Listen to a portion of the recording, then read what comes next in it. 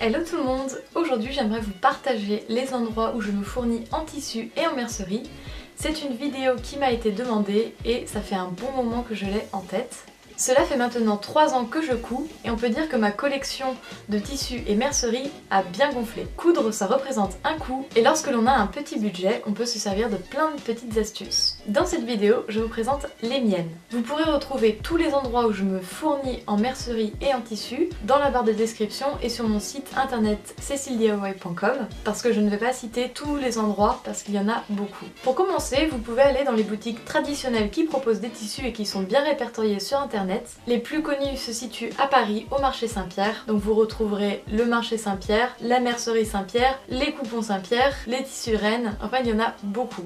Et à Angers, d'où je viens, vous pouvez trouver tous vos tissus chez Myrtille et au tissu de la mine, donc c'est là que je me fournis principalement. Les tissus sont de très bonne qualité, le personnel est formé et donc peut vous conseiller, donc c'est très agréable lorsque vous cherchez quelque chose de précis, vous êtes sûr en général de le trouver. Les boutiques sont très bien agencées et ça donne envie de tout acheter et de rester des heures. Mais cette qualité a un prix et vous pouvez vous retrouver très rapidement avec une note élevée.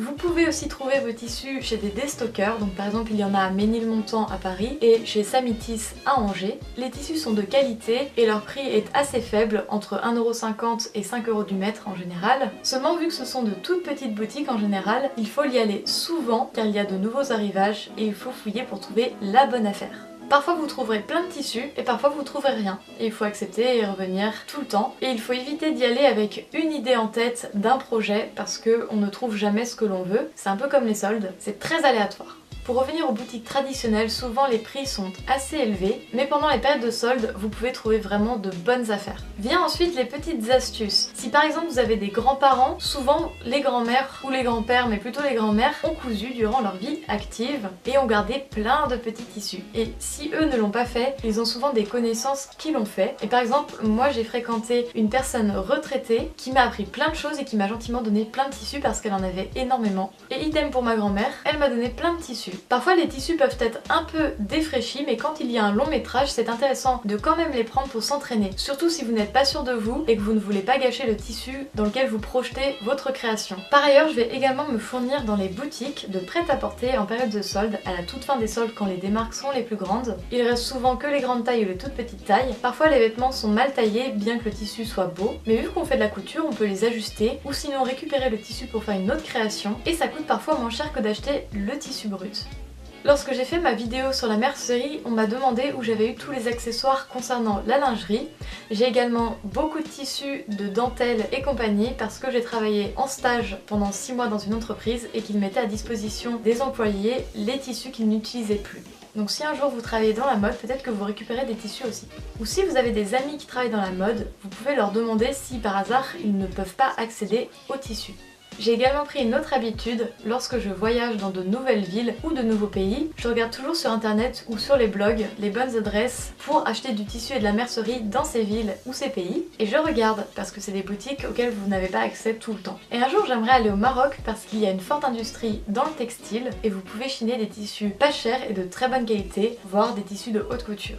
Pour ce qui est de la mercerie, je fonctionne exactement de la même manière. Parfois quand je vais au marché Saint-Pierre et que je recherche par exemple un bouton, ça peut coûter jusqu'à 5 € le bouton. Alors lorsque je vais faire des braderies, des brocantes ou des vide-greniers ou des vide-dressing ou que des amis donnent leurs vêtements, s'en débarrassent, je regarde toujours s'il n'y a pas des petites pièces de mercerie que l'on peut récupérer. Dans tous les cas, faites parler votre créativité. Dès que vous voyez quelque chose qui peut être en rapport avec la couture, n'hésitez pas à foncer.